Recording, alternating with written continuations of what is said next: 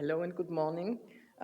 Thank you for your patience. We were waiting for the Zoom stream to start, so welcome everybody online as well. My name is Daniela Kraus. I'm the General Secretary of Press Club Concordia. We are here in the heart of Vienna, and this is the oldest press club in the world. It was founded in 1859, and since then has been advocating for press freedom. I welcome you to today's event. It's part of the series European Contexts, which is a cooperation between the Press Club and Film Forum for Journalism and Media, which is a training institution for journalists and which is supported by Erste Stiftung. So big thank you to Erste Stiftung. That's it from my side, because you're not here to listen to me, but to our esteemed guests. Thank you so very much for coming. And for being here. And thank you very much to Mirjana Tomic, who is the author of this series and will be our moderator today. Will lead you through the morning and also introduce our speakers and the topic. So Mirjana, the floor is yours. Thank you. Good morning. Before I introduce the speakers, we should...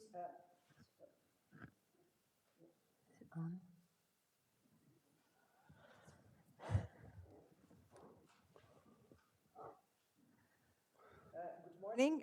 Before I introduce the speakers, my name is Mirjana Tomic. I used to be a journalist, and now I'm the author and moderator on seminars on politics and media in Europe. We are going to see a very short video that is some sort of an advertisement video for Meduza, the biggest independent Russian news organization in exile. But since we are a media organization and Press Club Concordia with Daniela Kraus now is at the forefront of the struggle for press freedom in Austria that may be threatened by the new government, I think we should start by seeing this video, and then I will introduce our speakers.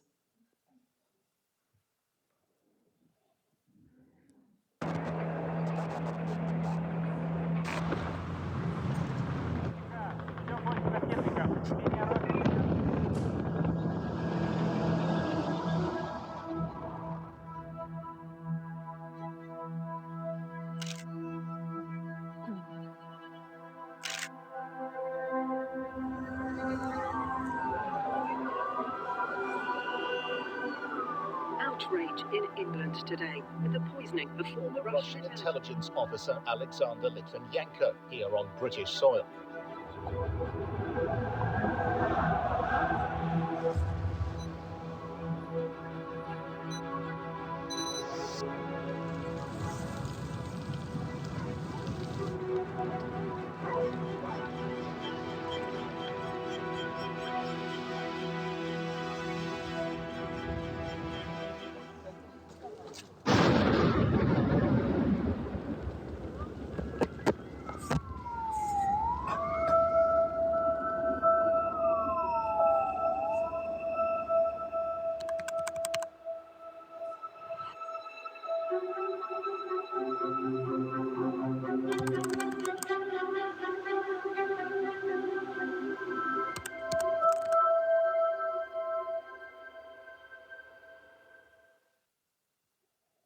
Well, this was a light, easy good morning for today. Our topic today is Russian journalists, politicians, and activists in Europe. What can be done from exile? Our special guests are, and then to my left, Sergey Parkhomenko, publisher, journalist, civic activist. Then to my right, Angelina Davydova, environmental and climate journalist. Then to my left, it is not Galina Timchenko, who was announced. She's very sick. It is the co-founder with Galina of Meduza, Ivan Kolpakov. And finally, everyone wants to hear what Ilya Yashin, the opposition politician, has to say about political activism in exile. I will say a bit more about each speaker. Just a few words. Vienna has a long experience with diaspora, political exile, and spies. So we are at the right place. And exile is not something new for Russians.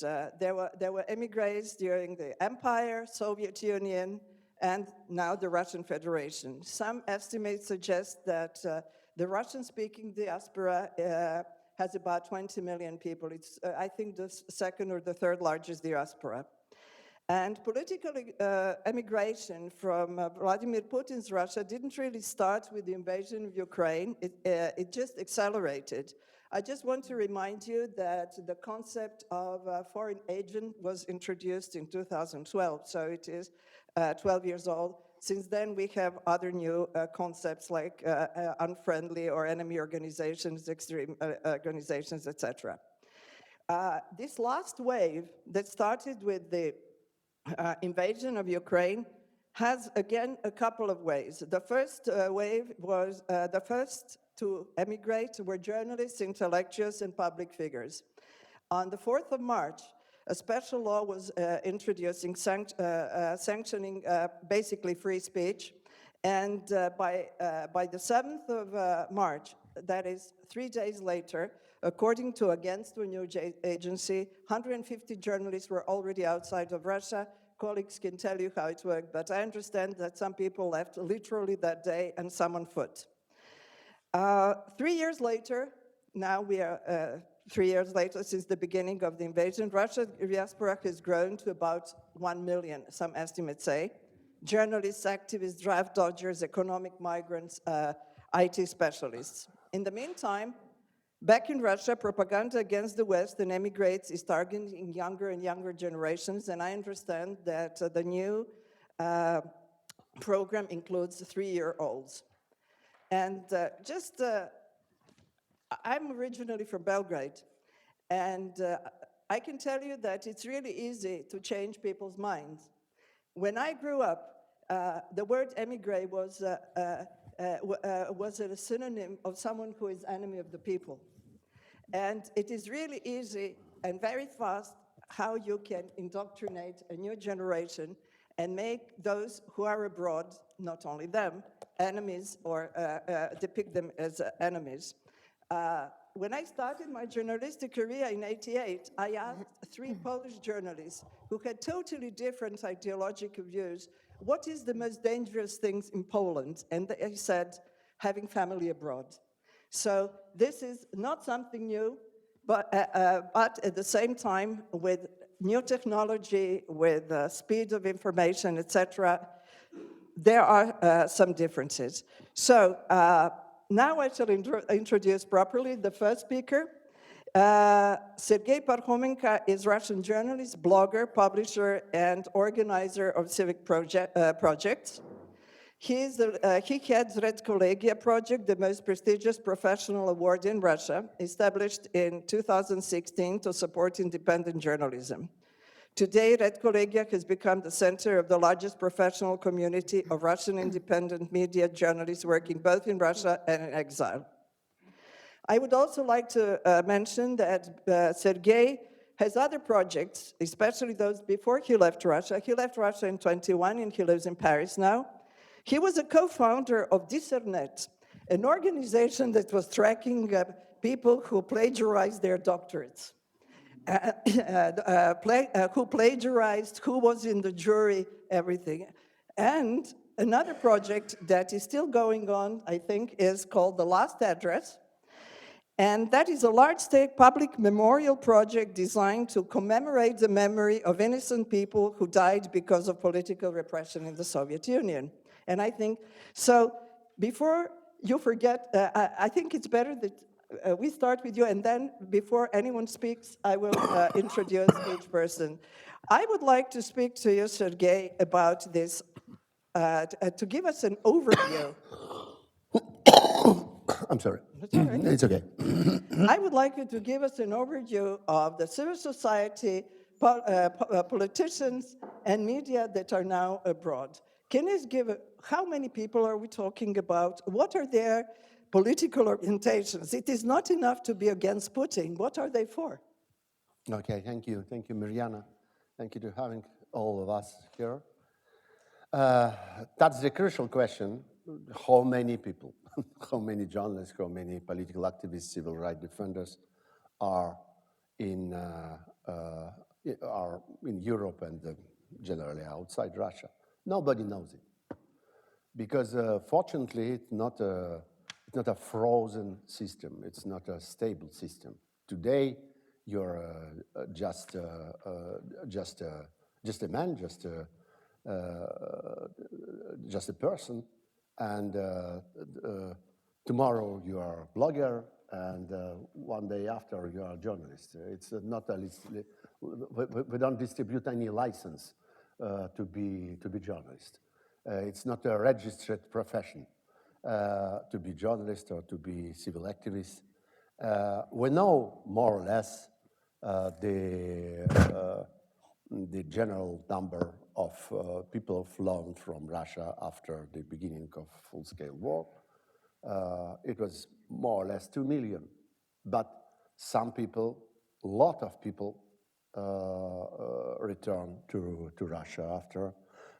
For example, on September 2002, it was a moment of large mobilization in Russia. So more or less 1 million young men was flown from Russia everywhere in Georgia, in Kazakhstan, in Europe also, to avoid to be sent on the war. But a lot of people was returned after in Russia. So we don't know exact number. We see our, speaking for journalists, we see our community, Redkollegia, people who was awarded with this award. This award is a very strange award because it's designated every month, not every year, but every month. Since 2016, our jury decided the Redkollegia award. 3 people received this prize because of their work 1 month before. So you can calculate it. Since 2016, 12 times a year, 3 people. It's a huge number. Plus our editors and managers and member of the journalistic team. So it's quite a group of people. It's quite a community. I think it's 350 people working with Redkollegia, attached to Redkollegia, participating in our conferences from time to time. But for sure, it's not all the journalism network working inside and outside Russia. I think our main issue now, our main challenge, is to keep our journalism, our professional network, and our audience together, inside and outside Russia. How do you do that? It's difficult. Firstly, by internet, by YouTube. That's because YouTube is so important now for Russian journalism. But I understand that YouTube is slower and slower in Russia. Yeah. It's more and more difficult to see YouTube in Russia, but we see that the loss of audience, it's not so important we expected before, because of a lot of people using VPN and other possibility to avoid blocking. We see the people try to keep the contact with journalists, and journalists try to keep the contact with audience. Meduza is a very smart media working very hard with a special possibility and special instrument to avoid blockings. And for Meduza, it's a very, I wanted very to important. give an overview also of civic activities in exile. What can be done, and what is the ideological orientation? Oh, the ideological orientation, it's not the war. I think the war and the consequences of the war, it's the most important topic and most important challenge for Russian opposition. And if Russian opposition and Russian, I would say, the Russian resistance in Europe is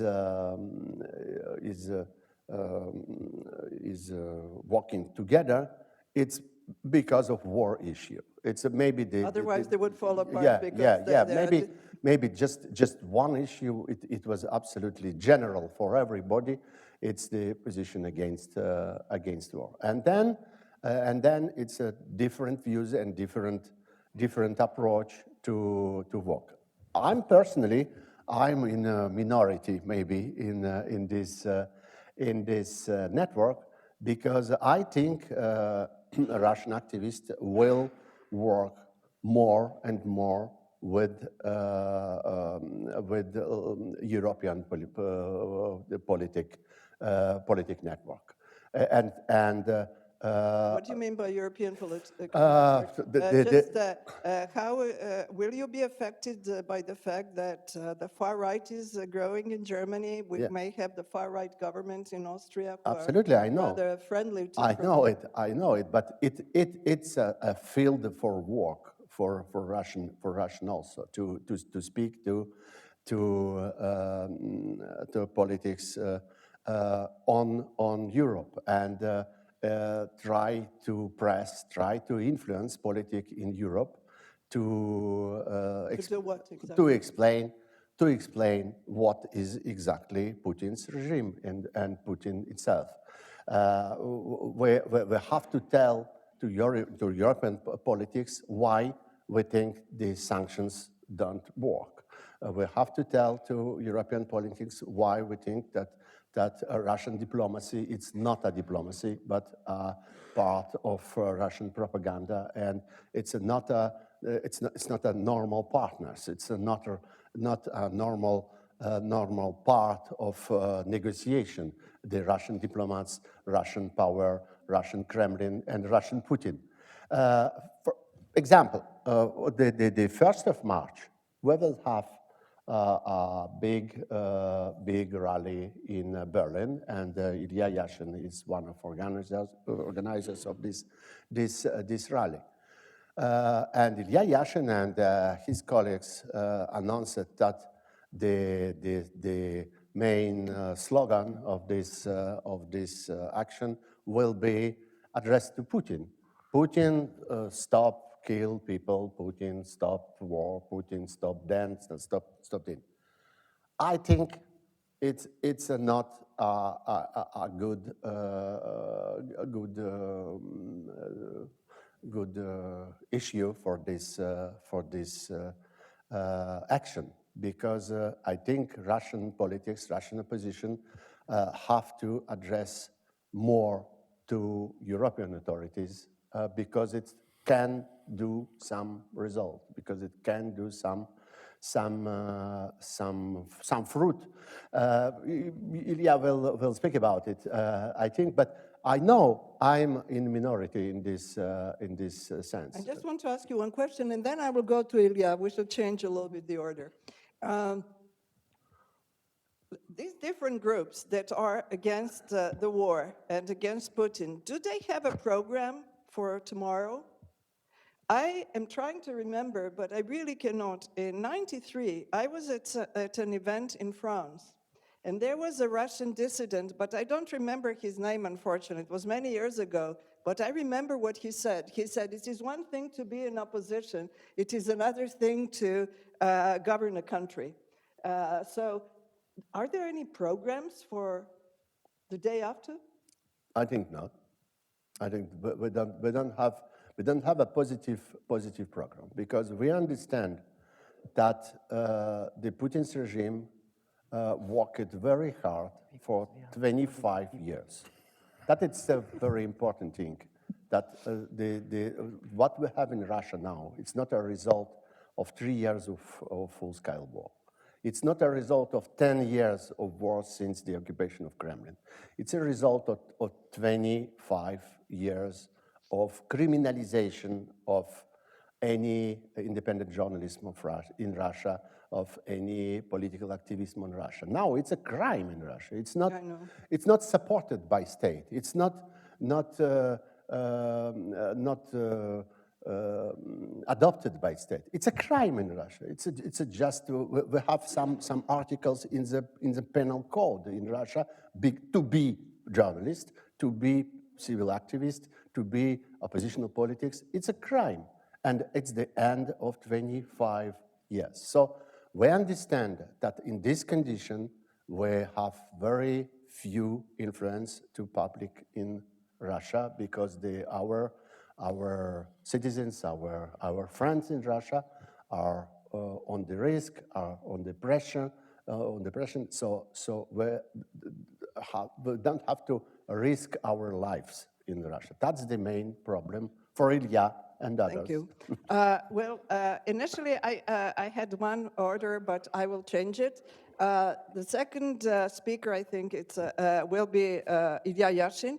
He decided to speak in Russian. We have an interpreter. And he also wants to have a 10-minute speech rather than a conversation, but I will ask questions. Ilya Yashin, I have discovered that you became a politician when you were 18 years old, more or less. Actually 25. A little more. It's interesting thing that I start my political career in the year when Putin became a president. And we have two careers. You have parallel careers, but you were 18. A little bit different careers. Just a few things. He's opposition politician and public figure from Moscow. He was the head of Krasnoselsky district council in Moscow and he's a leader of the opposition. He belonged to different liberal parties, if I can say, not Yabolko, and then Solidarnost, etc. The first time you tried for Moscow Parliament was 2005, so then you were a bit older. He is the author of numerous reports on the regime in Russia, organizer of many protests, and he was convicted to 8.5 years of jail because he protested against the war in Ukraine, as well as and he spoke about what happened in Bucha. And Ilya was released as part of an international political prisoner exchange, one of the biggest in history, on August 1st, 2024. Ilya, you can speak there if you want, if you want to speak, or the interpreter. But before I give you the word, I would, please, no, I was going to read what you said in court. As your, I don't think I need the tribune.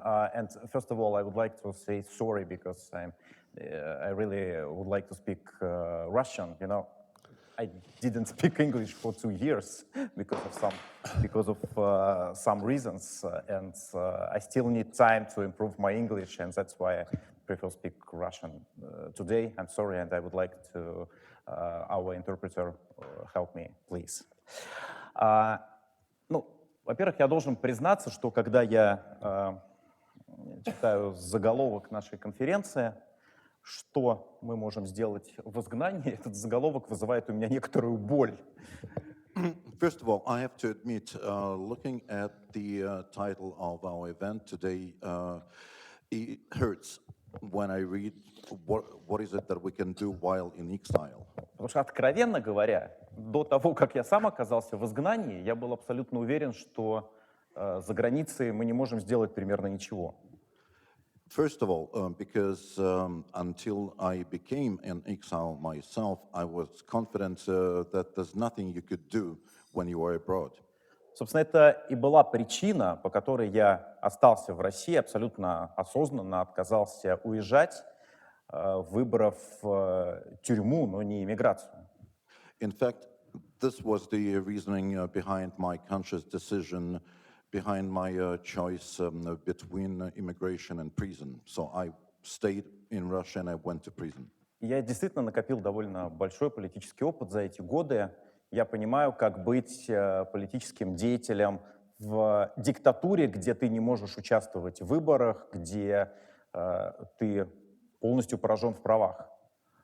I'm confident that I've gained a lot of political experience. I know how to be a politician in a dictatorship where you are deprived of all rights. Я даже понимаю, как быть политиком в тюрьме, когда ты используешь любую возможность и судебную трибуну для того, чтобы отстаивать свои убеждения, за которые тебя арестовали. Moreover, I know how to be a politician while in prison. You can use court hearings to defend the very views that you were arrested for. Но я всегда был убежден, что невозможно быть российским политиком, находясь за пределами России. Мне казалось, что это абсолютно невозможно, и это какая-то бессмыслица. But I always believed that it was complete nonsense to be a Russian politician in exile. Но у Господа оригинальное чувство юмора, и вопреки своей воле я оказался именно политиком в изгнании. But God moves in mysterious ways, and against my will, I happened to be an exile, a politician in exile. И я вынужден искать способы быть эффективным и приносить какую-то пользу. So I have to look for ways to be effective, to make something useful. И я понимаю, что моя аудитория довольно широкая, но она разделена на две части. As I see my audience, it is very large, quite large, but it's divided in two parts. Первая часть моей аудитории, к которой я обращаюсь, это сотни тысяч граждан России, которые были вынуждены эмигрировать из-за политики Путина и из-за вторжения российских войск в Украину. The first part of my audience are hundreds of thousands of Russians who had to immigrate because of Putin's politics in general or because of Putin's invasion into Ukraine specifically. И те месяцы, что я нахожусь на свободе, я работаю с этой аудиторией, по трем основным направлениям. Throughout the months that I've been free, I've been communicating or engaging with this part of the audience on three main tracks. Первое направление заключается в том, что я стараюсь объединить российскую антивоенную продемократическую эмиграцию. The first track are my efforts to bring together the Russian anti-war or pro-democratic immigration together. Я вижу, насколько атомизированы российские граждане за границей, как сложно им взаимодействовать друг с другом, и стараюсь как-то решить эту проблему. I see how atomized, as we call it, Russian citizens are abroad, how difficult it is for them to communicate, and I am trying to help them deal with this. И моя идея заключается в том, чтобы создать большое продемократическое антивоенное движение россиян в эмиграции, которое могло бы влиять на политику и общественное мнение в России. I'm hoping to build a large anti-war pro-democratic movement of Russians abroad so that it could start making an impact in Russia. Excuse me, is there a cooperation among with you and other politicians in exile? Конечно, я взаимодействую с другими политиками, но все-таки в первую очередь я обращаюсь к людям. Я понимаю, что объединить людей гораздо проще, чем объединить политиков. Obviously, I talk to other politicians, but first and foremost, I appeal to people. It's a lot easier to bring people together than to unite politicians. И мне кажется, если люди объединятся, то политики последуют за этим, а не наоборот. I think that if people were united, then the politicians would follow, and not the other way around. И одна из основных моих задач, большая часть моей работы заключается в том, что я езжу по разным европейским городам и провожу большие встречи с российской эмиграцией, с моими соотечественниками. So a large part of my work is touring all over Europe and meeting with Russian immigrants. И я вижу большой интерес. В Париже, например, на такую встречу собралось больше 700 человек, в Праге, в Барселоне, в Варшаве было по 500 человек. То есть у этого движения, очевидно, есть перспективы. And I'm seeing a lot of interest. For example, in Paris, 700 people attended that meeting. In places like Prague, Barcelona, or Warsaw, the turnout was about 500. So I think there is a future for this kind of movement. Самое главное, что я вижу на этих встречах, это желание людей кооперироваться, желание людей что-то делать и быть полезными для антивоенного движения. Люди хотят вносить свой вклад. But most importantly, what I'm seeing is that people want to do something, they want to engage, they want to make an impact. How can they engage? Вот, собственно, это второе направление. Я стараюсь вовлечь людей в политическую работу. And this takes me to my second track, meaning that I'm trying to get people to engage in politics. И здесь у меня есть две идеи. Во-первых, мы начали проводить политические демонстрации. I'm thinking of two things. First of all, we started organizing political rallies. Мы сформировали такую небольшую коалицию вместе с Юлией Навальной и с Владимиром Карамурзой и инициировали уже вторую политическую демонстрацию в Берлине с антивоенными, антипутинскими лозунгами. Together with Yulia Navalny and Vladimir Karamurza, we established a sort of an ad hoc committee and have organized a second rally in Berlin.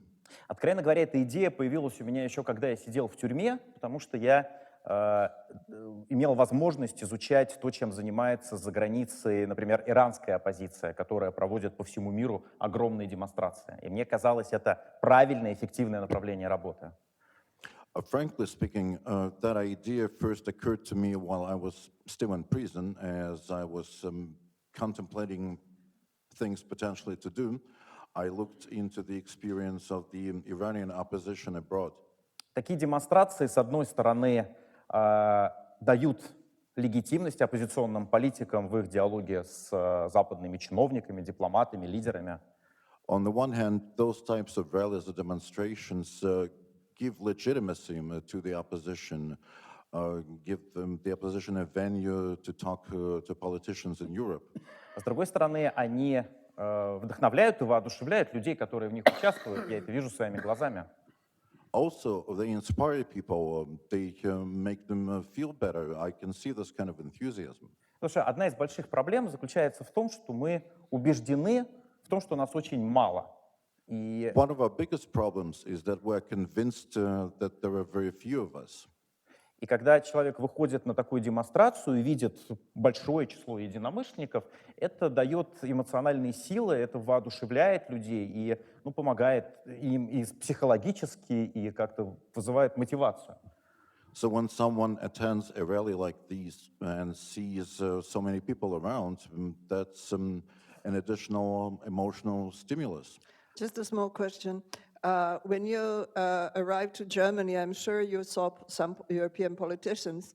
What did they promise you? You don't have that you can say publicly. Did they promise anything? Did they say anything? Кто мне что-то обещал? Из европейских политиков. А что мне? Они мне ничего не обещали, я им ничего не обещал. Меня никто не спрашивал же ни о чем. They never promised me anything. I never promised them anything. In fact, no one asked me about anything. То есть, на самом деле, дискуссия была довольно странная, потому что у меня ведь была публичная позиция, я просил не включать меня ни в какие обменные списки. In fact, the whole discussion, quote unquote, was sort of weird because my position had always been straightforward.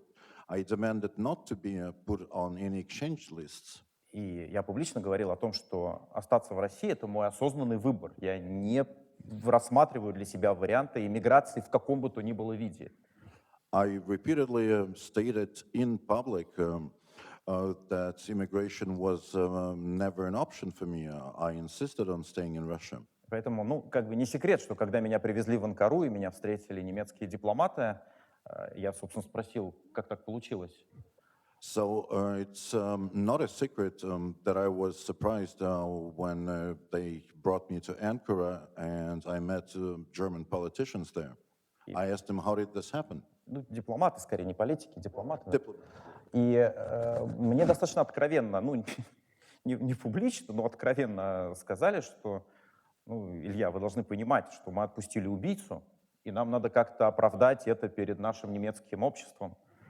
They did not put it in these exact words, but they were sufficiently sincere. The gist of it was that, look, Ilya, we have to release a murderer.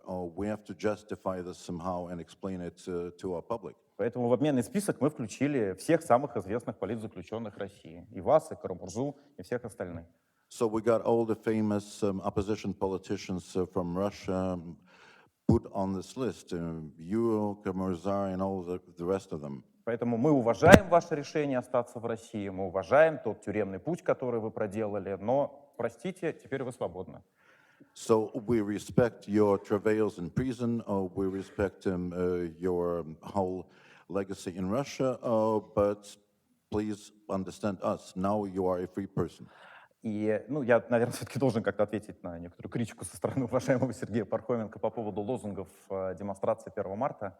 Now, maybe a good point for me to also address the criticism that you've heard earlier from Sergey Parkhomenko about our choice of slogans for the pending rally in March.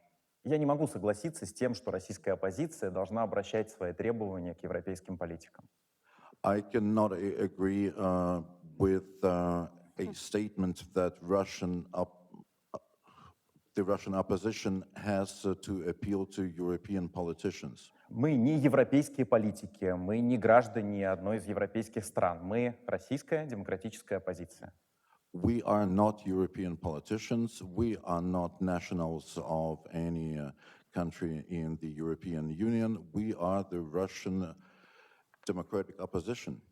Мы выдвигаем свои требования к российской власти, как это и положено любой оппозиционной организации.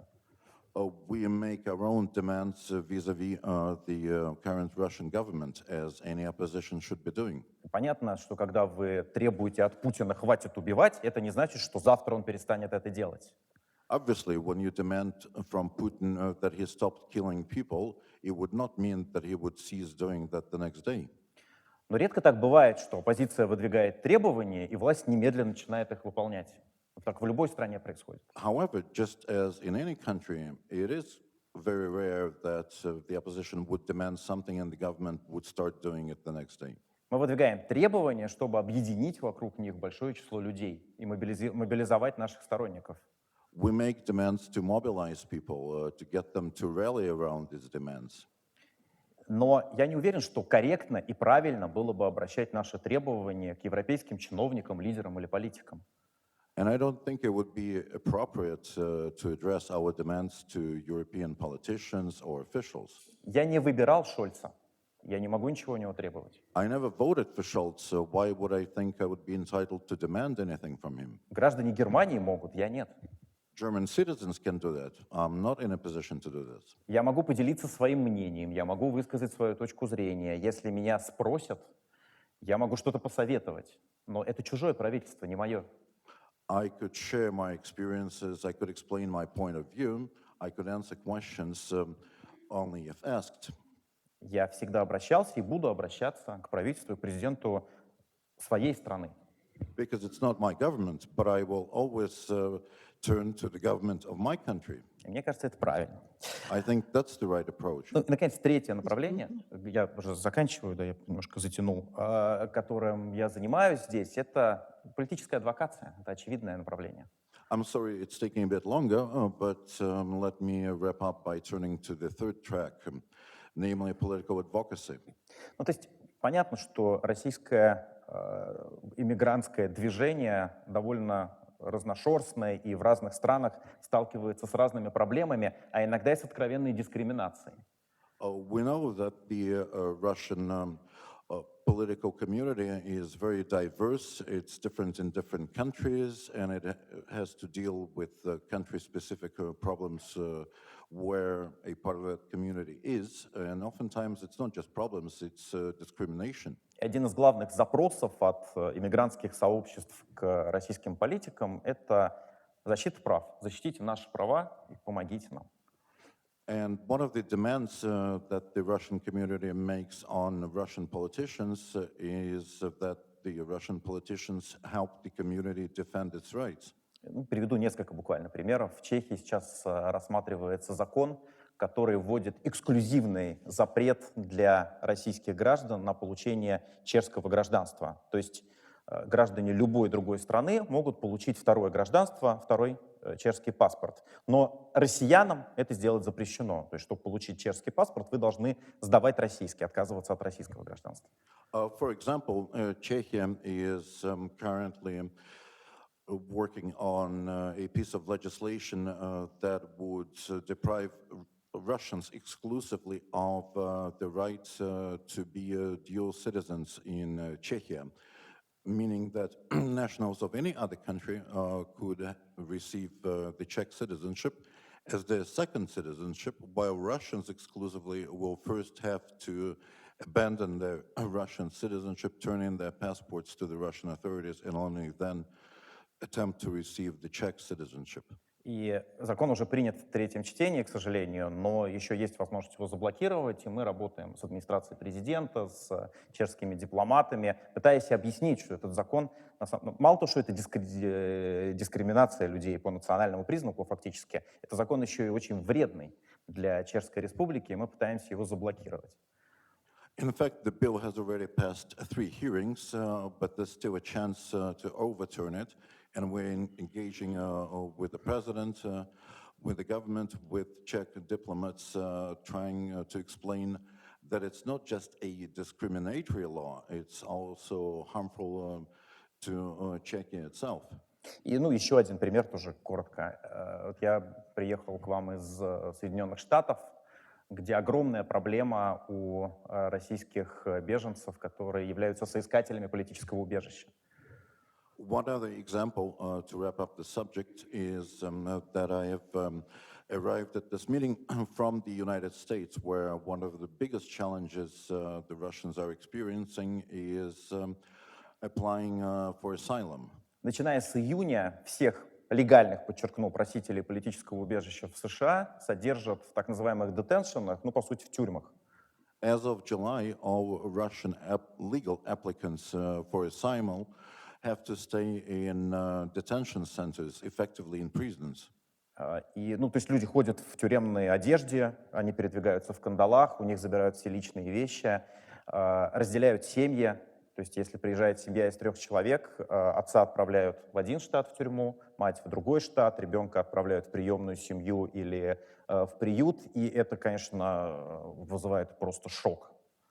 In fact, people are shocked by the way they're treated. Families are separated. If it's a family of 3, parents are put into 2 separate facilities, and children, if underage, are placed in some sort of a foster care arrangement. Политическая адвокация, в чем заключается моя работа? Я взял адвокатов, которые работают с российскими заключенными, и мы пошли встречаться с официальными лицами в Государственном департаменте, в Сенате, в администрации Белого дома и объяснять, что происходит и почему это абсолютно возмутительно и неприемлемо.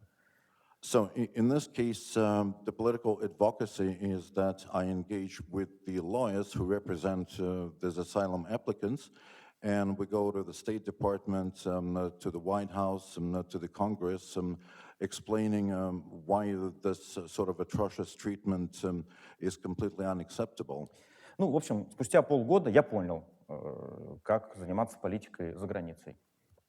The bottom line is, half a year down the road, I figured out how to engage in politics while being in exile. В общем, работы гораздо больше, чем можно было себе представить, и есть чем заняться. Но In fact, there's a lot more work than I could have possibly imagined, but я всегда помню, что основная моя аудитория все равно остается в России.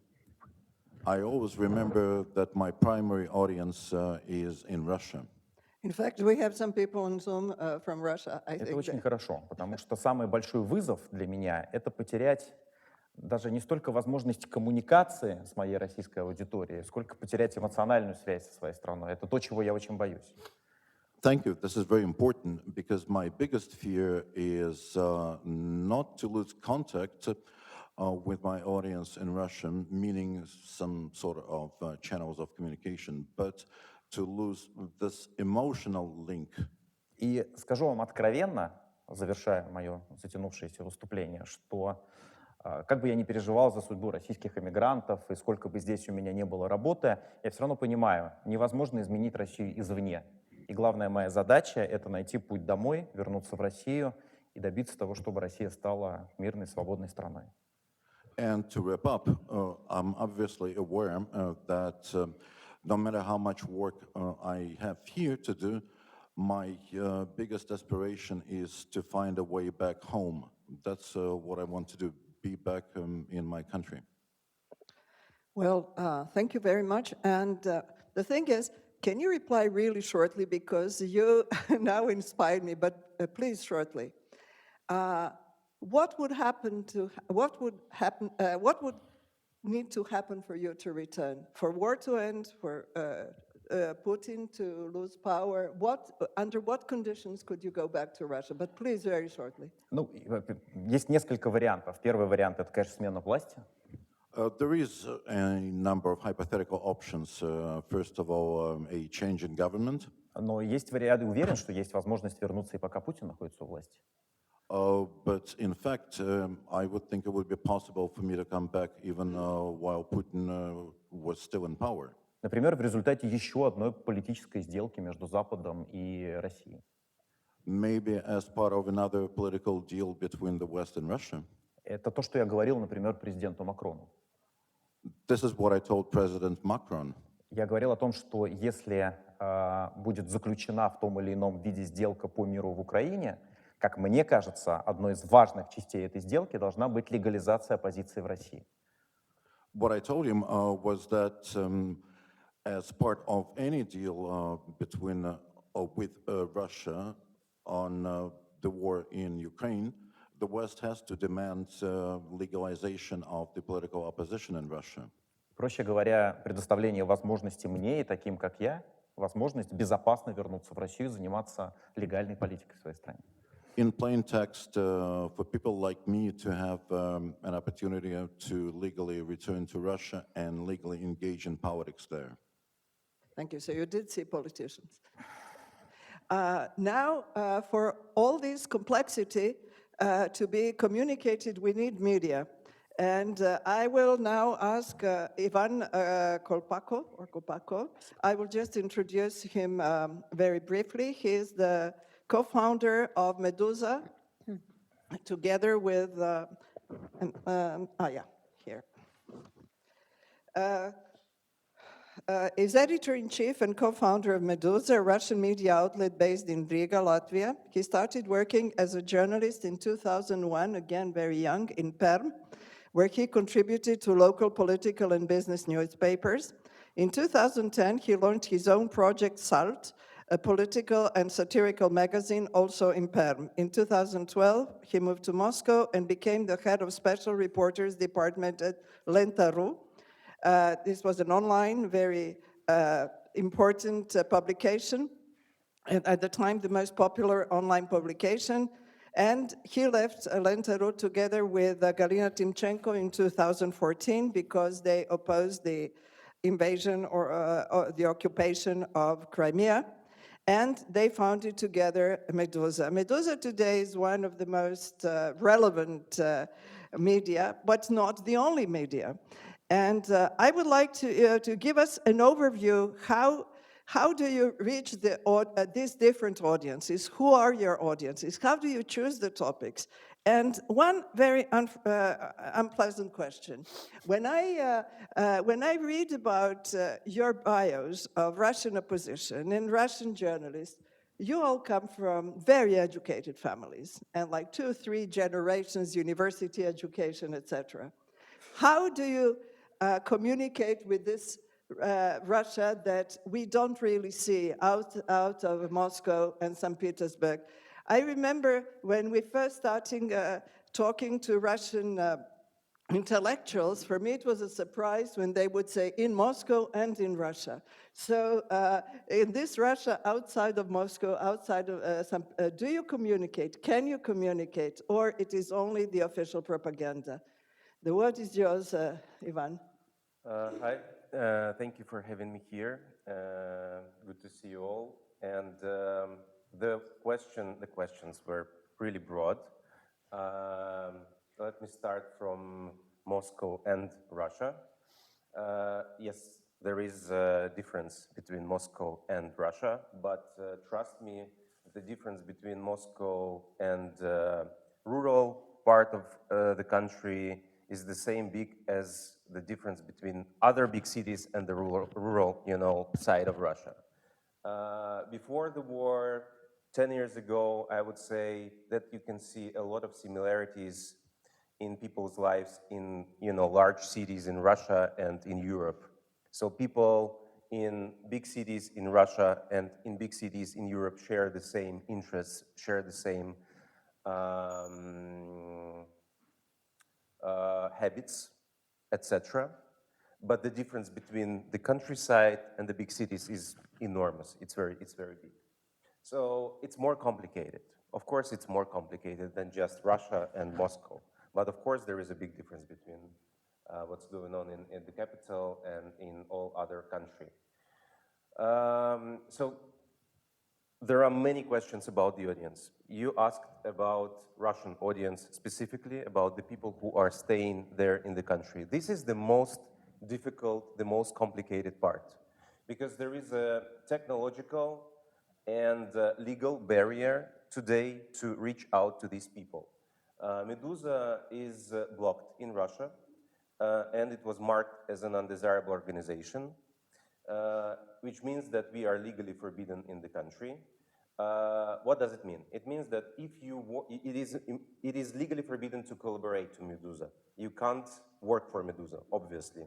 Otherwise, you can be fined and then you can go to jail. You can't provide comments to Meduza. You can't give an interview to Meduza. Otherwise, you can be fined and then you go to jail. You can't post a link on Meduza's article on Twitter, on Facebook, whatever. You can be jailed, then you can be fined, and then you can go to jail. So we were like, it's not the problem of emigration per se, it's the problem of doing profession. You can't do this profession on the ground anymore, legally. And also, it didn't happen yet in Russia. We can still legally, you can read Meduza, it is not forbidden yet, but it will be. We will be criminalized. Because this is something that already happened in Belarus. In Belarus, if you are detained and the police finds out that you are subscribed on some independent media, which was labeled as an extremist, it is a problem for you. You will probably go to jail yourself, at least for 15 days. It didn't happen with Meduza yet, but it will happen. So, like, the question is, how can you jump over this huge and very high wall? And still have topics that are relevant to this audience. And this is another hell. This is another hell. So first of all, we need to resolve the problem with the technological reaching out to people. I would say that situation right now at the moment is pretty much fine. We have an app and it contains anti-blocking tools, which means that you can read Meduza, you can download this app and you don't need VPN to read Meduza. And it's very important not to have VPN to read in independent media organizations, because unfortunately it's really hard to get good VPN in Russia. VPN services normally are made outside of Russia, so you need to pay for them. How can you pay for European or American services from Russia? Well, you need to find the solution, and it's really hard. So that makes the technological barrier even higher. And also, Russian state is very effective in terms of, destroying VPN infrastructure. They are getting more and more sophisticated. When we started Meduza in 2014, 10 years ago, more than 10 years ago, we considered them the regulation of internet in Russia very poor. Russia had very free internet space 20 years ago. So we thought that they were actually useless idiots in terms of internet regulation. But Russians are very good learners. And we, of course, know that Russians and Chinese people and people from Iran, they are collaborating with each other in terms of, regulation, technologies. So it's really hard. It's the technological part itself is very, very difficult. And we think that it will degrade and quite quickly. So now they slowed down YouTube, It is almost blocked. They are very effective in their fight against VPNs.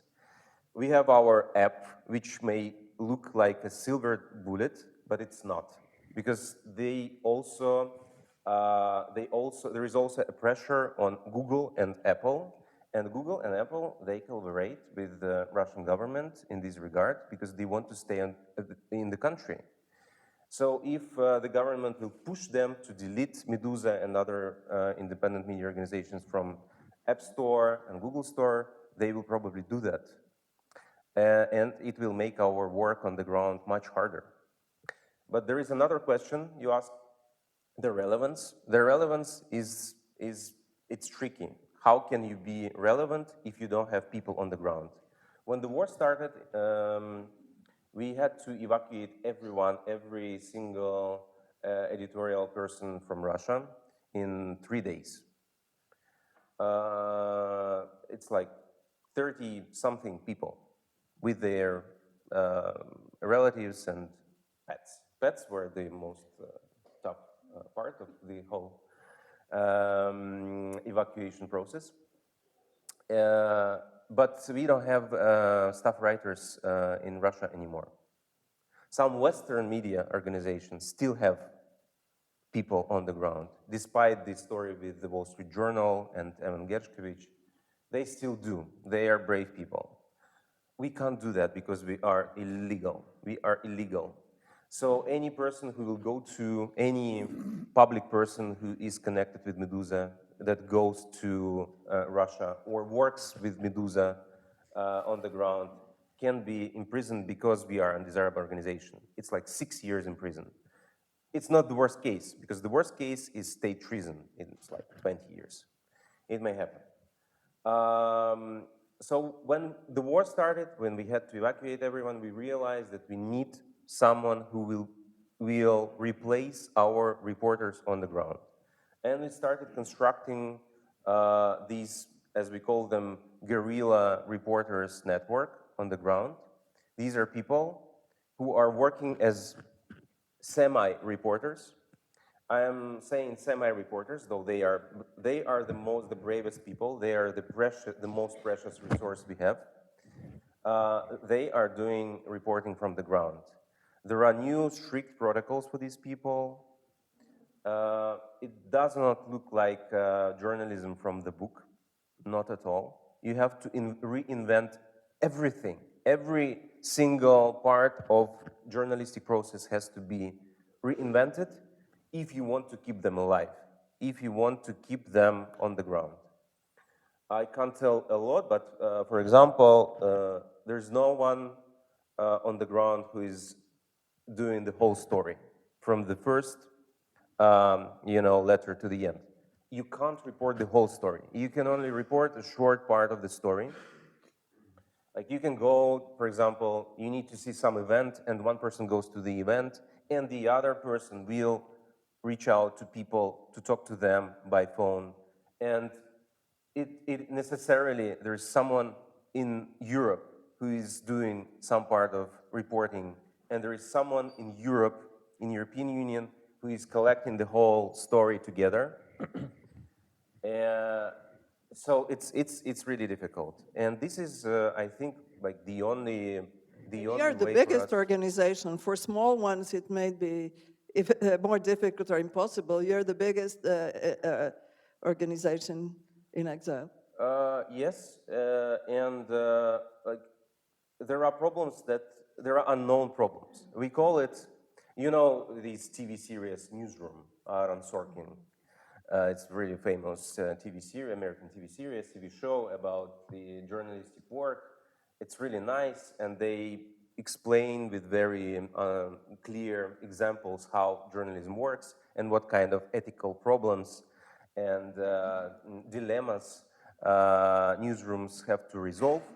So, and we have this expression within the newsroom, we call it Russian newsroom, which means you have a case that is not is not analyzed by any professional newsroom in Western country. They never face that kind of problems. Like, I don't know, you have a person who is based in Crimea. And it is a journalist. So this person already has a lot of problems because this person was annexed with Crimea to Russia. And then this person escapes the country. And then this person decides to return, despite the fact that this person is collaborating to other media, returns to Crimea, and then meets secret services, and secret services trying to make this person collaborate because they think that freelancers, they know a lot of stuff about newsrooms. No, they don't, thank God, etc. And then you need to find the solution how to evacuate her from Crimea during the war. And it's a puzzle. Like and normally you can't easily resolve it. Yeah. So, but what's the question? The question was also, how do you choose the topics? And I just want to say there will be time for audience here and online to ask questions after I speak also with Angelina.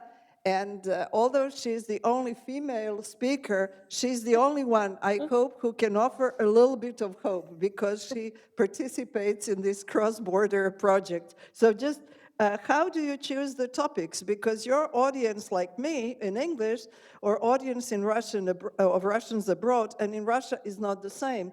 And from what I understand, and Galina told us, Russians are not even interested in reading about the war anymore. How do you choose your topics? I think that Russians are not interested in reading any news anymore. It's just it just happened. But the same in Ukraine, Ukrainians as well. You can't. I mean, there is a moment when you understand that you can't do it. And I have to say, I mean, this is what we know as news avoidance phenomena. It's everywhere. It's all over the world. But especially in the countries with that pessimistic situation as Russia and Ukraine. The saddest thing I observe personally as an editor, I see news avoidance among our journalists and editors as well.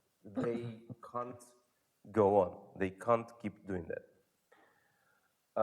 The topics. I think that, so we started with this ad, and thank you for showing that, because we started our first advertising campaign to promote our English version, which I think is very good. Sign up to our English newsletter. And it's the first ad campaign in our history. It's really hard to actually deal with advertisement when you are a journalist and to be advertised as a product. But we need that because we want to be bigger. We want to be more noticed in Western part because we have like ideological part here. We think that we have to work as a bridge between different audiences and different societies, between people who stayed in Russia and people who left, between people in Russia and people in Ukraine. You know that Russians and Ukrainians, they don't talk anymore to each other. But Meduza, for example, still has substantial numbers in Ukraine, which allows us to act like that kind of bridge. And of course, we can be, some kind of a bridge between the Western audiences and the Russian audiences. But also, of course, we need money. And we, unlike many other media organizations, we get good money from crowdfunding campaign. And it's very important for us to remain that kind of media organization that can sustain itself without, depending only on grants. Exactly. You can't depend on grants forever. And we never trusted this part of our, financial model. And we always try to get as much money as possible from other sources. Before 2021, when we were labeled as a foreign agent, we had a business model. And we were quite successful. Then we switched to crowdfunding. It's not that beautiful. There are pluses and minuses, but still it can sustain you. It can provide a lot of money. now we can only get money from people who don't live in Russia. And a huge part of our crowdfunding is focused on international audiences. So we advertise ourselves. We're trying to expand our English version as much as possible. And we're trying to get international crowdfunding. So it looks like a very weird, not very beautiful dance when you need to stay relevant in Russia. You need to jump over Iron Curtain, and also you need to find money, and you have to be interesting for Western countries, and you have to be relevant for you. And no one wants to read anything. And what? And nobody wants to read anything. And there is news avoidance as well. That's why you're dancing to attract people. Thank you. Now, Angelina Davydova she's from St. Petersburg. She is not from Moscow. She's an environmental and climate journalist writing for Russian and international media, NGOs and think tanks. And I think that Angelina still writes for media in Russia. Some, yeah. She's co-host of the English language podcast, the Euro-Asian Climate Brief. She was based in St. Petersburg until 2022, where she worked for Kommersant, edited magazine Environment and Rights, and hosted a radio program on Echo of Moscow in St. Petersburg. She's currently a freelance journalist, editor, and podcast host, and a fellow with Institute of Global Reconstruction. What I didn't say at the beginning, 3 of our speakers live in Berlin, and 1 in Paris. So Berlin is now the hub, I think, for New Russian... Moscow. Sorry? It's in New Moscow. Okay, Don't in say St. it in Petersburg. Right. Angelina, I know that you have some, please tell us about the civil society, and especially that is still in Russia, that deals with environmental issues. Please tell us about your cross-border project. How, on the one, it sounds a bit paradoxical. The war is destroying everything. So is there any sort of estimate of environmental damage? Are there any projects of what happens? I was thinking, what happens with all these weapons, with all this metal? Is one day that going to be recycled, or is going to stay there? So please, the word is yours, and we hope for a little bit of optimism. Okay, thank you, Mariana, and yes, thank you for having me and for inviting me to speak here this morning. I also wanted to say I'm very happy to see so many familiar faces, and thank you for coming, and also the new faces. So this is here. a new St. Petersburg. Well, I should come to Wien more often. Right. Well, I mean, for me, your question falls into a number of sub-questions, and I'll probably try to address some of them as I speak. So the first question was what's happening with civil society within Russia? And I find that that's a very interesting question. That's also something we don't often read about, we don't often talk about. And the general understanding is that there is a desert, right? Nothing happened, everything's suppressed, there's no activity. That's not quite the case. Maybe in the first few months after the beginning of the war, when the full-scale invasion began in February 22, there was this initial shock on all sides. And also a lot of civil society groups were also more silent and were also more passive. We've seen anti-war protests in Russia in the first few days following the beginning of the full-scale invasion, and then they also stopped because there was an idea it's too risky and it doesn't bring a lot. However, and here I will speak more about my sector, so to say, right? Environmental and protests across Russia. Surprisingly, I would say from about summer 22 up until now, you can still observe environmental protests across many regions in Russia. And that's a very interesting trend. I mean, overall, environmental protest, environmental activity is very often something which is on one hand can be considered political. On the other hand, very often, especially within authoritarian regimes or dictatorship regimes, sometimes it's also be considered and is being posed and promoted as unpolitical. And this is why I try to keep a particular niche. I mean, we can look back into history and we see, for example, the environmental protests in the late Soviet Union.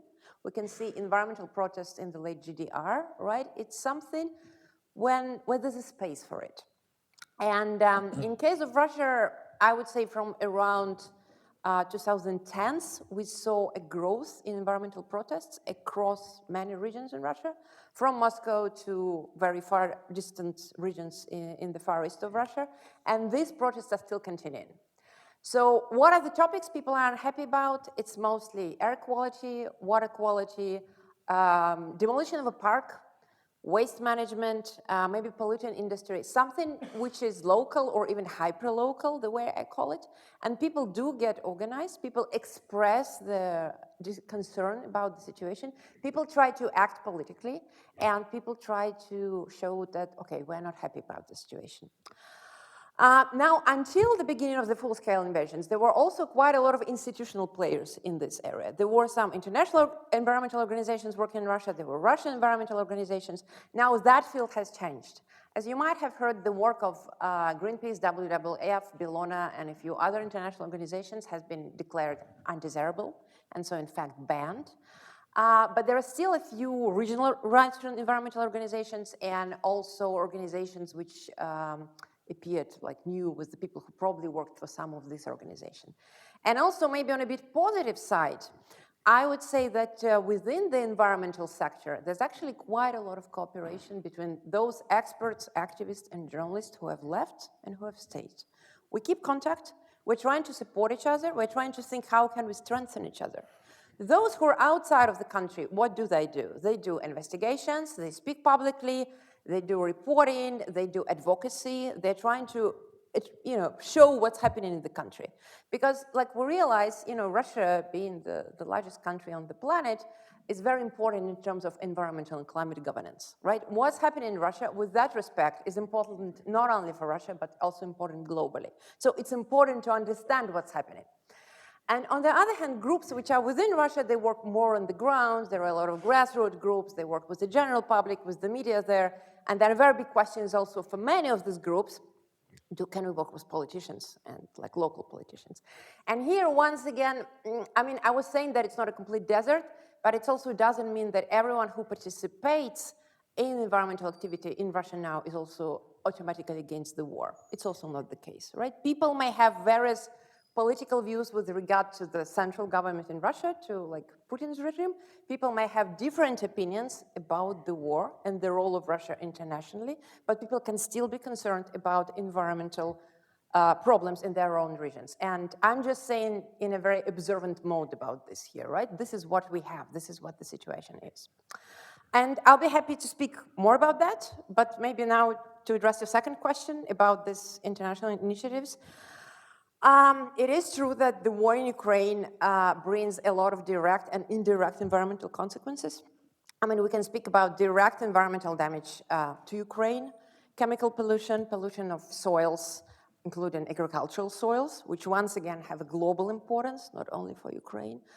Pollution of water, destruction of infrastructure, destruction of industrial infrastructure, urban infrastructure. Like if you think of an urban infrastructure and, for example, a wastewater treatment plant, if a wastewater treatment plant being destroyed, that means long-term pollution for groundwaters, long-term pollution for soil, problems with access to clean water. So there's like ongoing like chain of problems, one being created after another. Obviously, forest fires and wildfires, biodiversity loss. Creatures needing to be migrating, destroyed in fire, destroyed in immediate military action. So all of these consequences are on the ground. And we also heard about a few risks connected with nuclear safety.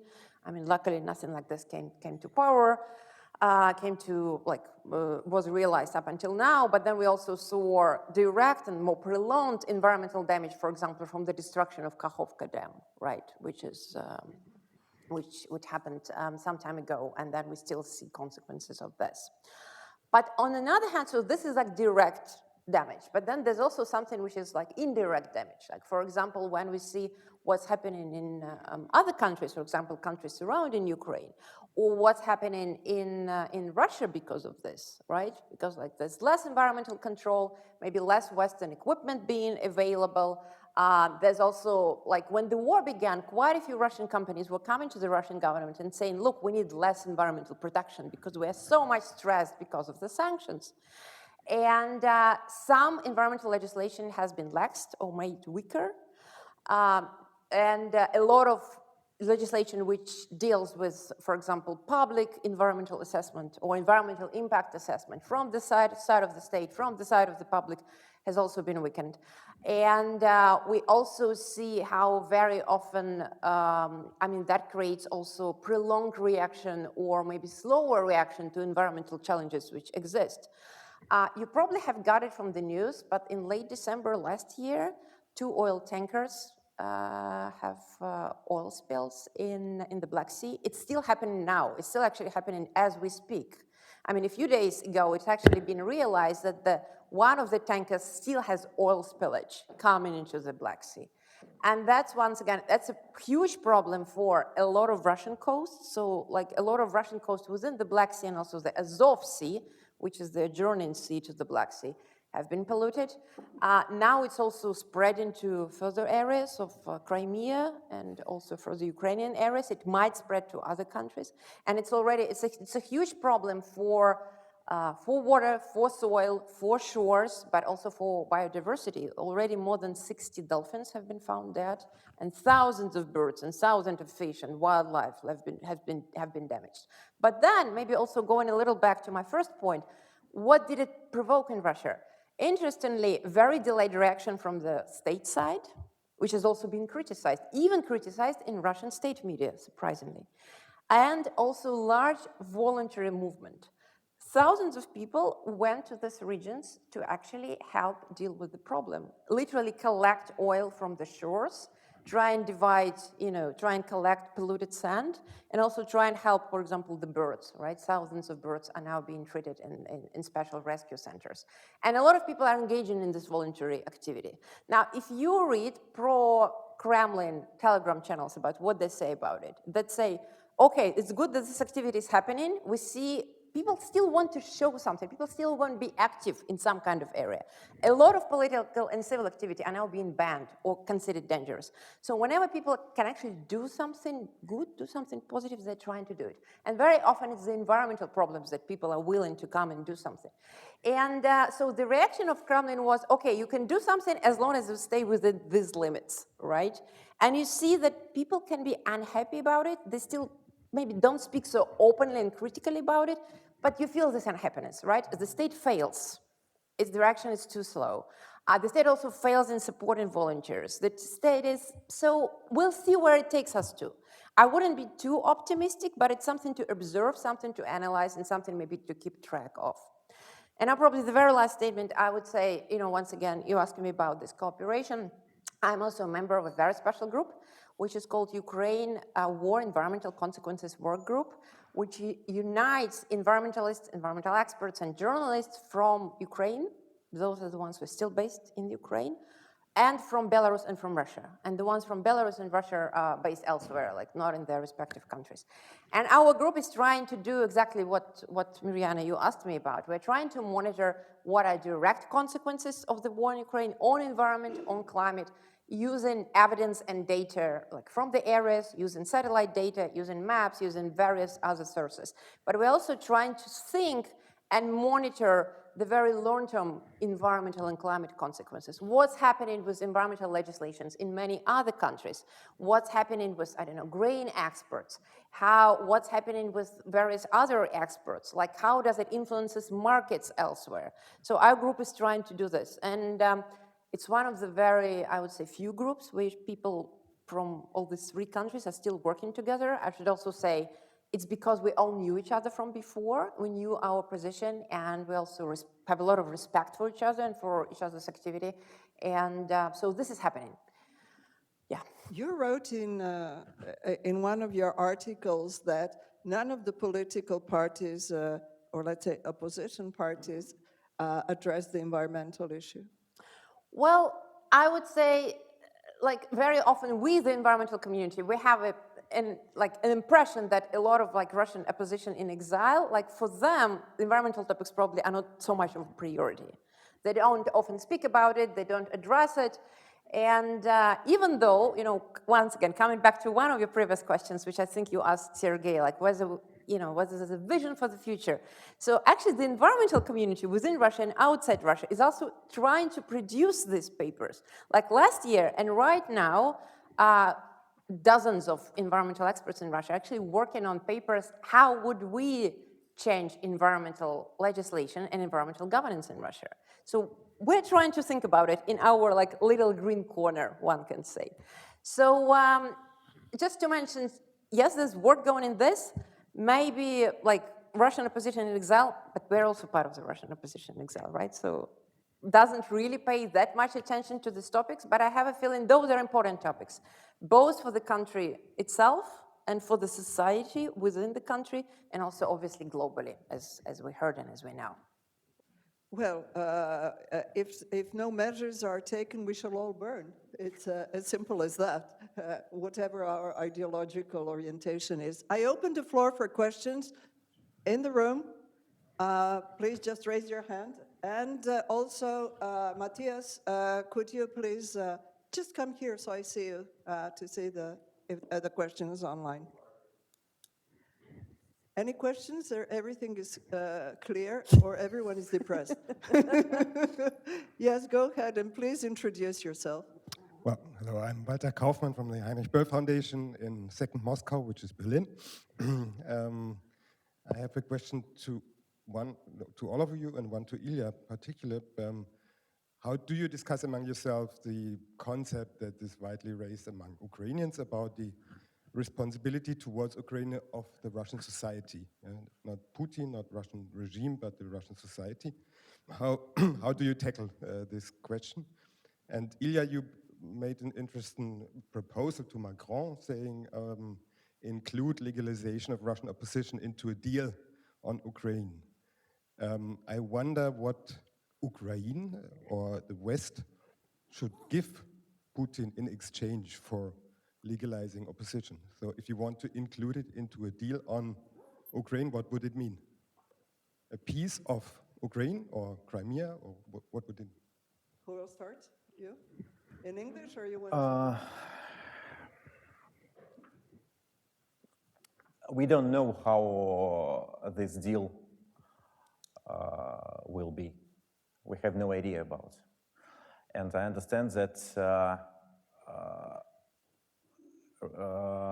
the question about legalization of opposition in Russia, it's not the main question, of course. It's not the first question. There are many issues, there are many questions they should solve first about the prisoner of wars, about territories, about how to stop fire. But in my point of view, one of question, it's about legalization of opposition. It's important because, you know, if we do not change Russia, if Putin staying in as president of Russia, war will come back one day. And if we talk about the peaceful Russia, free Russia, we should find a way how to change the country. And if we would like to change the country, we should find a way how to bring Russian opposition back to the country. And maybe that should be just a part of this deal about peace in Ukraine. That's my idea. And the second question was? About responsibility. Yeah. You know, of course I feel my personal responsible about what's happening. And these 2 years in prison, 25 months in prison, that's my responsibility. I paid my personal price for it. I was in Russia, I criticized Putin's aggression, I told the truth about what's happening in Bucha, in Mariupol, in all of this. And I paid my personal price. And I do not believe in, you know, collective guilt. I do not believe in this because, you know, if you talk that everyone's guilt, it means no one's guilt. Okay, responsibility. But, you know, I believe that everyone should feel his personal responsibility. We should not talk about this collective responsibility. And I can talk about my personal responsibility, and I can explain what I mean. And Thank you. Anyone else, or we should go? Anyone else wants to? I can say something about the responsibility. I also think that now I try to think about responsibility. I think that there is a responsibility for sure, but I'm trying to accept it as my personal responsibility first of all, and for me. And I'm trying not to talk about it a lot every day with myself, because there is a decision that was already made in 2022. If there is a responsibility, if you take the responsibility, that means that you have to do something. That means that you can't escape the profession, for example. Our profession provides a lot of opportunities to do something. And simply remaining in this profession, despite all the odds, is the way you actually accept this responsibility.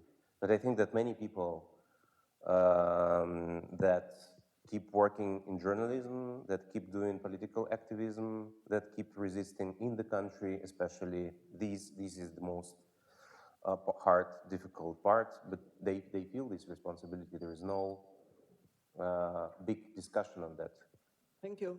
Matthias, please tell us about the questions on Zoom. Yes, we have two questions currently. So there's one for everyone except Ilya, I think, and there's one for Ilya.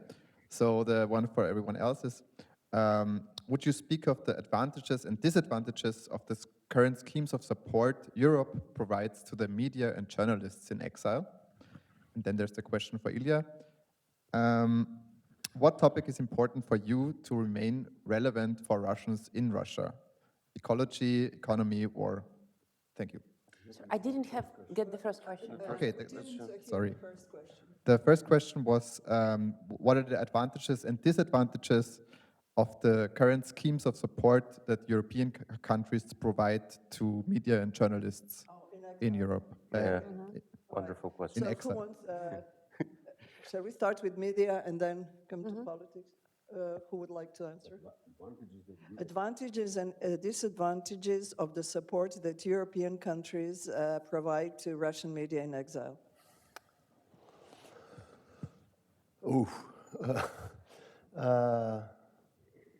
Of course, Russian media in exile are supported by colleagues. We have a lot of cooperation, a lot of co-production, even with so-called the big European press. I think that the question was more, I just suspect, institutional. Maybe. Yes. I'm not understand well this. I'm sorry. So. Yeah, but institutional, meaning money and grants, I assume. Speaking money, sure. Also, as my colleague tell, it still be a very important source for Russian media, because the economical basis is destroyed. Where we are asking each other why we can work with advertisers. Who we have to advertise in Russian-speaking media in Europe?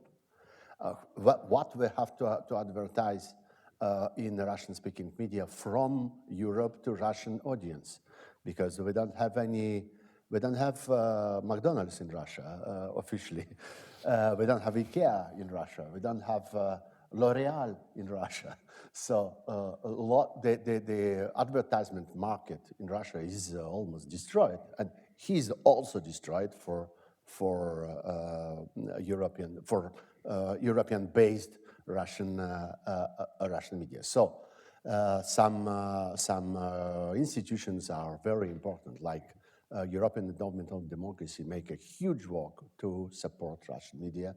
Some American institutions, also some American foundations, and we have now some very important newborn institutions in Russia, like JX Fund in Germany, who collect different money and different efforts for different institutions to collect this support. And make an expertise to use it, to smart way to use it for support Russian media. Or, for example, I will name Boris Nemtsov Foundation with Zhanna Nemtsova, who make also a very interesting work to create special programs to support. So all this industry of supporting media is still alive, but the problem is the problem to see the impact of this media, because every donor, every foundation of this kind ask media, what is your impact? What is the result? What is the statistics of your result? And it's a very difficult to How can you to measure explain. the statistics? Yeah, that's the very difficult to give. Yes, okay, we can give the number of clicks, we can give the number of likes, we can give the number of viewers on the YouTube, but it's not a fair way to calculate the impact. It's I have not the only feeling that some European institutions that support the independent Russian media expect this media to change the regime in Russia, and it's really not possible, not from abroad. What would you say, Ivan? I think that people from media in exile, they're afraid to talk about it because they depend so much on these organizations. And Sergey is absolutely right. There is an infrastructure, global infrastructure of support of media in exile. We are not talking only about Russians, many organizations from Belarus, from Afghanistan, you name it. Like the world of media in exile is getting bigger and bigger and bigger and bigger, unfortunately. This is the reality. That's why, for example, we started at some point, we realized that the experience of, legacy media, Western media is irrelevant for us, and we want to learn from each other. So we established a network of media organizations in exile, we ourselves.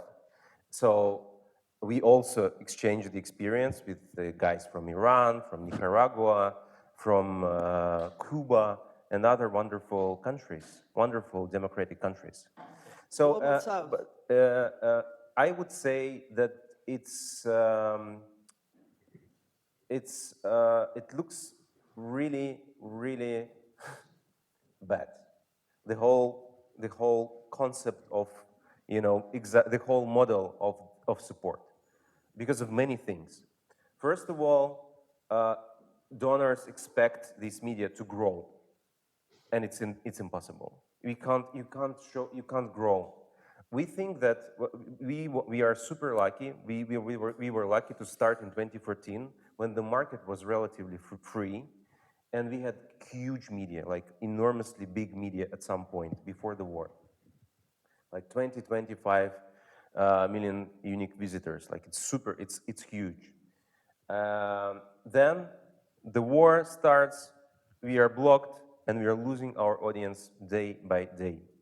And we will never probably return to that growth anymore. It is just impossible.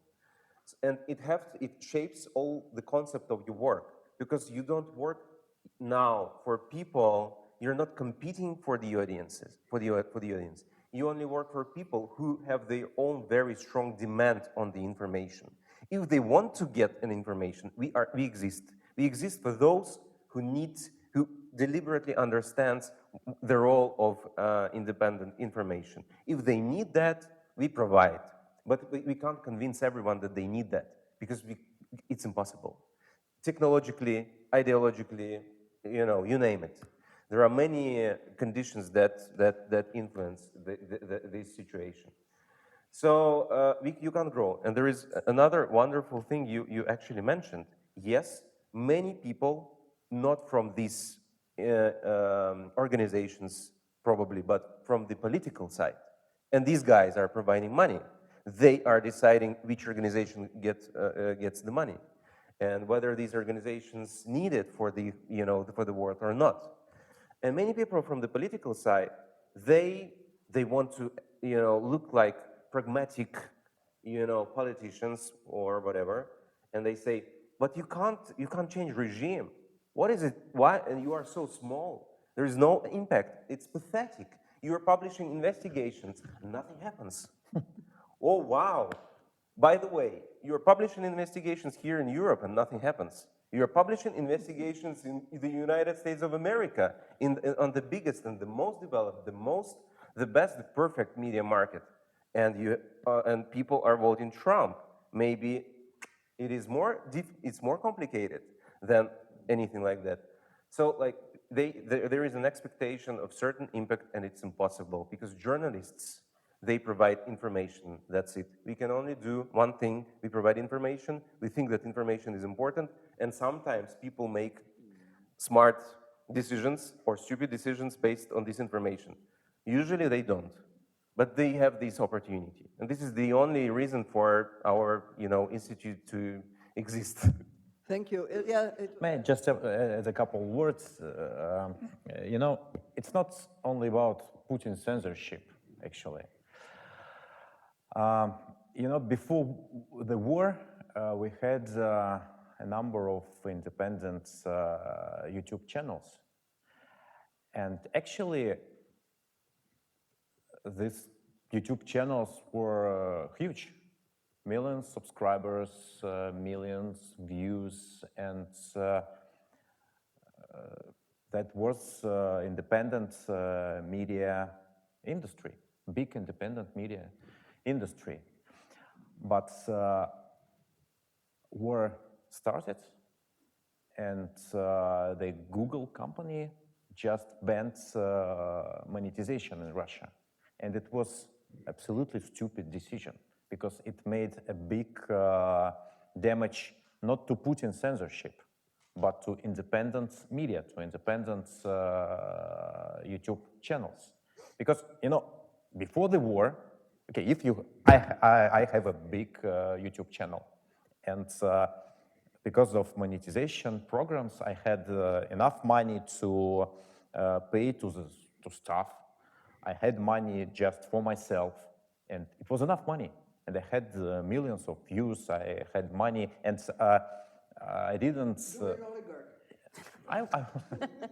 oligarch. I was not oligarch because I had no political power. Just joking. I had money, but not political power, because I was not oligarch. But I had my personal independent media. I still have it, but nowadays I have no chance to earn money with it. And if you have independent Russian YouTube channel, now you should find money. You should ask to someone, please give me money because I need to pay for this guy, and you should ask money from someone. You cannot just earn this money from monetization. And it's absolutely stupid, because when Google company canceled this monetization program, it's not against Putin, because Putin has state television, state media, and he doesn't care about YouTube. But YouTube was the big space for independent investigations, for independent news, for Navalny, for opposition, and now just ruined. From one side, because of Putin's censorship, they make it slowly, and from the other side, surprise, from Google company. Will you reply to the question? The question was, what are their main topics? Ecology, economy, and the third one was? Social. Yeah. It's a little bit strange question for me, because today it is only one topic, war. War should be stopped. And this is the main topic we talk about, we think about, because, when war continues, all other topics just the second, the third, the fourth. It's one biggest topic.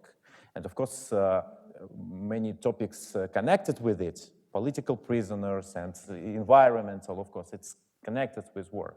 But first, all we should do is find the way how to war be stopped. Thank you. Question? Okay, thank you very much indeed. I'm from Institute for the Danube region, Central Europe. I just wondered, it's a question to you all about our policy in the EU, but obviously also the US, to make it so difficult for Russians to come and be here in exile. Now, of course, there are fears, but spies are coming anyhow, I would say. This cannot stop spies, probably. Yeah, the problem is in the long term, and I would like to know your opinion. The more we are separated, the less contacts there are, the less helpful we will cease to understand each other even more, which may be in the interest of Putin, but it shouldn't be in our interest. Thank you. Basically, the question is, the more isolated Russia is, legally sanctions, etc., less contact there is with the West. And yeah, anyone wants to comment on that? About spies? About isolation? Yes, Russia is isolated, but not enough isolated.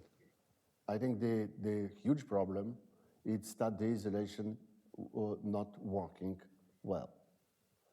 Speaking of economy? Yes, I'm speaking about all these shadow possibility to avoid sanctions. And I think the problem of Western governments and of Western societies is that all the system of sanctions was absolutely ineffective.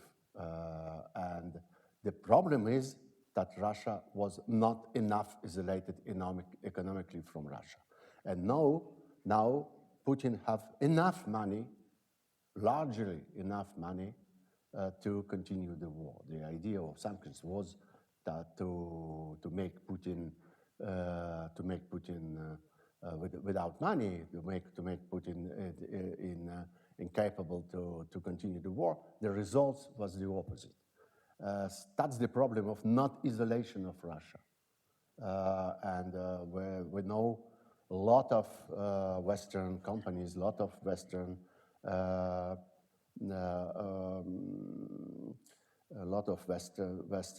businessmen still working with Russia and still gain money with Russia, and it's not enough isolated. I think it's a more important that the moral isolation of Russia or moral problem of relationship between Western society and Russian society. I think the much more important thing and much more important issue is the economical relationship with Russia and the problem with the implication of sanctions. I speak about all kind of high technology production where we find the piece of this production inside the Russian missile exploited in Ukrainian cities. We have the spare parts produced in France, in Britain, in Switzerland, everywhere. So it's not enough isolated, and we have to investigate it. And one of the more important issue explored by Russian media, for example, iStories media. It's a very, very good media outlet. It's all this industry of avoiding of sanction, and I think it's very important work to explore it, to investigate it, and to present it to Western politics and Western law enforcement services. So I think the problem is opposite. Yeah. Thank you. Thank you. Please. Maybe a very short comment from my side. Thank you for a question. I feel like it's a very important question. It's also a very complex question to which we don't necessarily have a simple answer. I mean, as Sergey pointed out, like some of the sanctions are not working, but the question is how do we make sanctions more efficient without harming the most vulnerable, without making poorer people even poorer and thus angrier and thus more supportive of the Kremlin? Or how do we, once again, maybe make the travel not so complicated, but then don't allow as many, like as you said, spies, right, coming to the European Union? It's very, like, a lot of action, political action is very much large scale, right? And how do you make it targeted? It's a challenge, and it's, once again, it's not a challenge only with regard to Russia. If you look up the history of sanctions, like worldwide, I would say very few of them have truly been efficient and truly led to the changes in political regime. And maybe also another short comment, once again, maybe building a bridge to what's happening within Russia. I mean, there've been numerous reports also in like Western media, like about what do people really think about the war, right, in Russia. And there's been, you know, huge like scandals, and I think a huge, like, very sad revelation to many of us that so many people in Russia have actually supported the war, right, at the very beginning and now. But then I think a deeper question is like, what do people really think? And this is like many like sociological groups are trying to work with it, media groups are trying to work with it. And it's not an easy thing to say and to understand, because like if you could just come to the people and ask them, what do you think about the war? Most people would say they support it because they don't want to have any problems. There are a number of groups who are trying to do other kind of sociology within Russia. One of those groups I would like to maybe mention, they're called PS Lab. And there's a very interesting report in New Yorker of this week about their work in Russia and the public opinion within Russia. And I think a picture which they give, and which is also, when I would say is probably maybe closer to reality, is that there's two groups on both sides, right? Between 10-15% and 10-15% like very much pro-war and 10-15% very much against the war. And in the middle, there's a so-called, I don't know, gray majority, or the majority of people who just want to have their normal life and who internally try to justify it and find reasons. Okay, it's happening for a reason, right? And I accept it, it's happening. And this justification is very passive, they're not politically active. And actually a lot of what the current regime is doing is trying to make people less politically active, discourage political activity. They don't need massive support, they just need the fact that people don't do anything against it. And so this internalization, this justification, this acceptance is, I think it's a very important like thing to understand about, well, not only Russia, but about many other societies. And in a way that people are trying to normalize whatever is happening. I mean, once again, I'm saying it without any kind of, you know, moral justification, saying it's good, it's bad. I'm just saying it's happening like this, yeah. Thank you. Go ahead, and then we shall go to, go ahead. Here. Oh, okay, Yeah. then here. Please Yeah, thank you. introduce yourself. I'm Ina Roman from Kiel University in Germany, and I wanted to thank all the speakers for their great work. And I have also a particular question to Ilya Yashin. First of all, it's very good to see you in freedom, if I might say that, because it gives a lot of hope. I think We have only 6 minutes. Please yeah. to the question. Yes, but yeah, my question or my comment would be, you said you don't demand anything from European politicians because you're a Russian politician, and I fully understand that, but maybe my comment is, would you still consider it important to communicate your position? I mean, because there are few voices in Europe who say, I'm a Russian patriot, I love my country, but I want to have it a democratic way. And I think that would be good because in Western societies, I have the impression Russians are perceived as either the Z community or the ones who left Russia and condemn it and talk about guilt, but voices like yours are very few, and I think it would be important to communicate this, especially to the society, because... Thank you.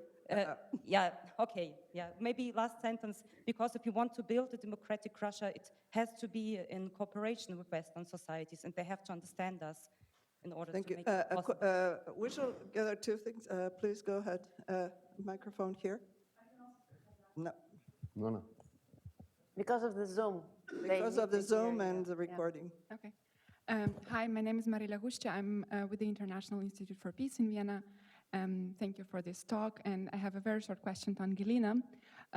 You said that there is still some sort of interaction happening between environmental activists or researchers based in Russia and those who are outside.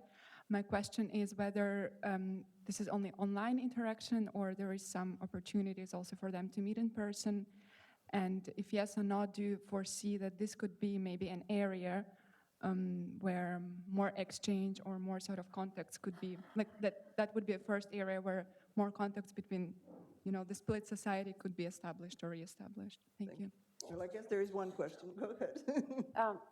First to Ilya. Yeah. I'm not sure it was a question, actually. No, it wasn't a question. Yeah, but I truly believe that the building of free, peaceful Russia, it's just win-win strategy. It's good for Russian people, it's good for Ukraine, it's good for Europe.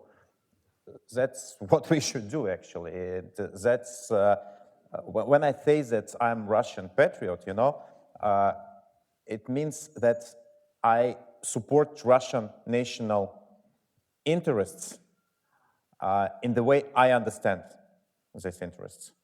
For Putin, Russian national interests, it's aggressive Russia, which take the territory from other countries. But in my point of view, Russian national interests is peaceful country, the part of Europe, focus on people's life, of quality of people's life. And that's what I mean. That's what I mean when I say I'm Russian patriot. And that's the message, actually. Thank you for your question. I mean, the very short answers would be yes and yes. But if you maybe a bit more, right, there are regular meetings happening also in offline format in countries where people from everywhere can travel easily, I would say like this. And as I mentioned, right, because environmental, urban, social, economic questions, they all remain relevant for the people within Russia. And so this is the kind of topics also, environmental ones, which can be a basis for the future communication and future cooperation and future thinking about how we can organize life later on. Yeah. Thank you. Matthias, please. Yes, I have some more questions. Let's see how far we get. So Melita Sunic asks, participants keep talking about Putin's policy, but he is relying on a well-established system of power that includes the FSB, police, military, politics, and the minds of the people. So would it be enough to change the person at the top, or wouldn't Russia need a complete overhaul of the political system, and where would it come from? Then there's another question which is kind of connected. What narratives could be given to the Russian people to believe in a different Russia? Which important myths in the collective imagination of Russians could be addressed? Thank you. Who will? Is it enough to change Putin to change Russia? Yes. More or less? Yes, not. more or less. The answer is not. Because the answer is no. It's not enough. Because it's the base of this regime, it's not only Putin. And we are sure all the historians, all the political scientists tell us that this kind of regime finally will be finished, but after the change of the power, it will be another period of fighting for the power, and I think we will have some years, maybe 10 years or more, of political wars inside Russia after Putin, and it may be much worse than Putin. It's not the base of idea that we have to preserve Putin in any case. We have to love Putin because after Putin it will be worse. No, Putin is a criminal person. Putin is a murderer.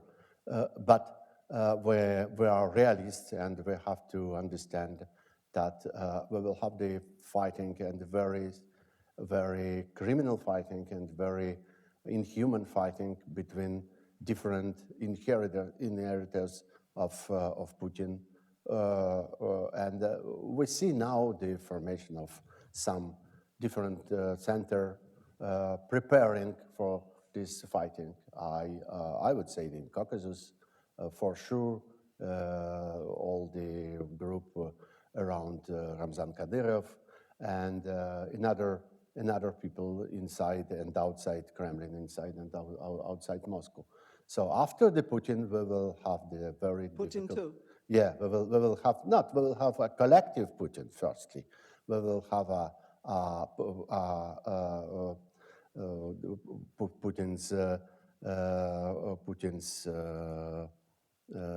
after Putin's war inside Russia, and I think it's inevitable, and it's for sure. Well, this was very optimistic. Yeah. We have like 1 minute. Do you want to add something, Ilya, or I will ask you the last? I can say that of course Putin should go. It's necessary, but it's not enough. Sorry. Maybe about the narratives that could be which we are out of time. I just have one last question. In 4 days, Donald Trump will become president of the United States. And I have sometimes the feeling that at least in Western Europe, there is the sense that Rome may be burning, Nero is coming, and what will really happen? We don't know. What do you think? How can it change the current situation or nice not? short question. You just returned just for 1 minute. For 1 minute. And then there is a networking and a coffee, etc. So you can talk. You just returned from Washington, didn't you? Did they tell you anything? I didn't meet with Trump. But yeah, it looks like it will be new era, but we still do not understand what will happen, because if we hear what Trump says, it's kind of nervous, because all these ideas about how to take Greenland or make Canada another state of US or take Panama Channel. We have no idea what happens in his head. Is it real strategy to take it, or he's just it's a kind of trolling? How about the war in Ukraine? That's who knows? That's the point, and I try to understand what kind of people he will invite in governments, and that makes sense. And we see these people, and we still have hope, and we need time. It's very difficult to discuss nowadays what will happen, but we need time. I feel like political prognosing works very poor these days, honestly. It's like the era of political prognosis and long-term scenarios is gone, in a way. Like, what can we say? We can do what we can, help who we can, hope for the best, and try and be prepared for something. But what exactly comes, I would also say, it's a time of big instability, and it's not clear, insecurity, yeah. Thank you. Do you want to add something? I can say that I'm very worried about Ukraine and this part of international politics that will be affected by Trump-Musk team. But I'm not that pessimistic in terms of global history and American history, because this is not the first idiot as a president of the United States of America. They had plenty of very talented people who were successfully ruling the country, and they were dangerous. They started wars, sometimes they ended wars, but they left. The good thing, the bad thing that Trump's presidency starts, the good thing that it will be over at some point, and quite soon. For us, it's nothing. For Russians, for years. Well, on this positive note, I would like to thank all of our speakers. Please, an applause. And thank you, Mariana. And thank you, Daniela, for organizing it all and inviting us. And please, there is time for chat with all of our speakers informally. Thank you all for coming.